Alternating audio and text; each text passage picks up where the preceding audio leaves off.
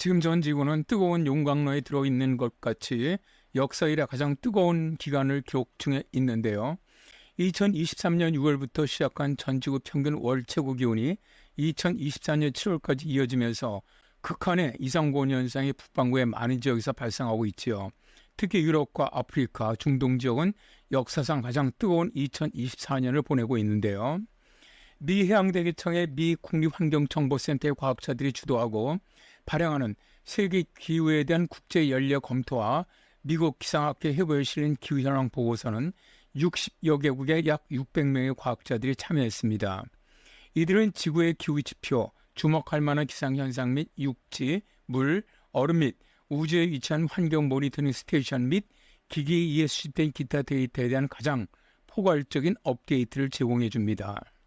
미국 기상학회 회보 기후현황 보고서는 2023년 전 세계 기후 상황을 보다 완전히 이해하기 위한 국제적 노력의 산물이다.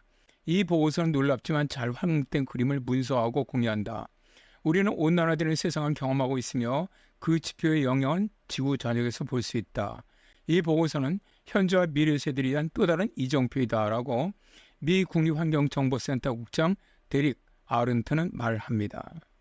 미 국립해양대기청은 2024년 8월 22일에 국제보고서 2023년 기록적인 지구기온 온실가스 확인이라는 제목의 보고서를 게재를 했는데요.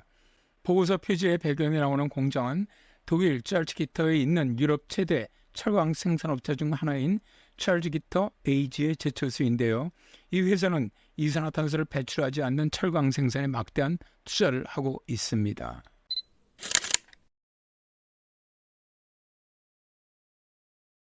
기후 영향 보고서에 나온 내용 중 기온을 보면 연간 지구 표면 온도는 1991년에서 2020년 평균보다 0.55도에서 0.6도가 높았습니다. 이로 인해서 2023년은 1800년대 중후반에 기록이 시작된 이래 가장 따뜻한 해가 되었으며 2016년에 기록했던 가장 더웠던 기록을 능가했습니다. 태평양에서 2023년 연초의 라니냐에서 연말에는 강력한 엘니뇨로 바뀌면서 기록적인 온난화가 발생했는데요. 보고서에서 분석에 사용된 7개의 주요 지구 온도 데이터 세트는 모두 지난 9년이 기록상 가장 따뜻한 9년이었다고 말합니다. 지구의 온실가스 농도는 기록상 가장 높았는데요. 지구의 주요 대기 중 온실가스인 이산화탄소, 메탄, 아산화질소는 2023년에 다시 한번 사상 최고치를 기록을 했습니다.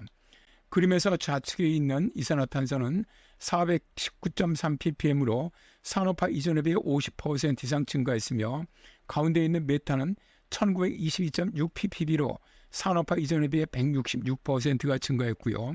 우측의 아산화질소는 336.7ppb로 산업화 이전에 비해 25%가 증가했습니다. 특히 지구온난화의 가장 큰 영향을 이산화탄소의 연간 증가량은 1960년대 초 연간 0.6ppm에서 2014년에서 2023년 마지막 10년 동안 연평균 2.5ppm으로 급속히 증가했습니다. 엘니뇨 현상은 기록적으로 높은 해수면 온도에 기여했는데요. 적도 태평양의 엘니뇨 현상은 2023년 봄에 나타나 연중 내내 강화되었죠. 2023년 연평균 지구 해수면 온도는 사상 최고치를 기록했으며 이전 기록인 2016년 기록을 넘어섰고요. 4월부터 시작한 최고 해수 온도 기록은 2024년 6월까지 지속되었습니다. 2023년 8월 22일 전 세계 일일 평균 해수면 온도가 18.99도로 사상 최고치를 기록을 했고요. 해수면의 약 94%가 2023년에 최소 한 번의 해양 열파를 경험을 했습니다.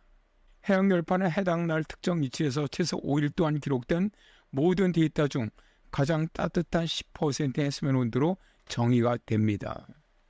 해양의 열기와 전 세계 해수면은 사상 최고치를 기록했는데요.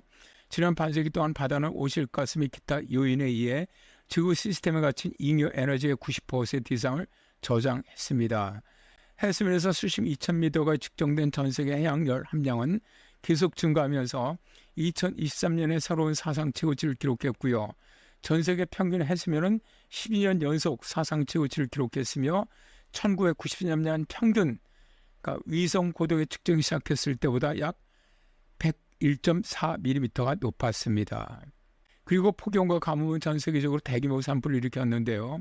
늦은 봄과 기록적으로 따뜻한 여름 동안 캐나다 전역에서 약 3,700만 에이커가 불에 탔는데 이것은 아일랜드 면적의 2배 이상이며 1989년에 가장 넓었던 산불 피해 면적보다 2배 이상입니다. 산불의 위협으로 인해서 약 23만 2천 명이 대피했으며 산불로 인한 연기는 캐나다 전역의 지역, 인구 밀집 도시 뉴욕시와 시카고, 심지어 서유럽 지역에도 영향을 미쳤습니다. 9월과 10월 동안 호주 노던 테리토리에서 수백만 에이커의 산불이 몇 주 동안 발생했고요. 2023년은 2000년 기록이 시작된 이래 유럽연합에서 가장 큰 산불이 8월 중순부터 9월 초까지 그리스에서만 수십만 에이커를 불태웠습니다. 북극은 따뜻하고 항해가 가능했습니다.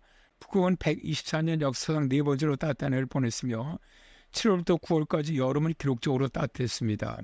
계절별 북극 최소 해빙 면적은 보통 9월에 도달하는데 이것은 45년 만에 5번째로 작았고요. 북극에서 적어도 한 번의 여름 해빙기를 견디는 얼음인 단연간의 얼음의 양은 계속 감소하고 있는데요. 2012년 이래로 북극에는 4년 이상 된 얼음이 거의 없습니다.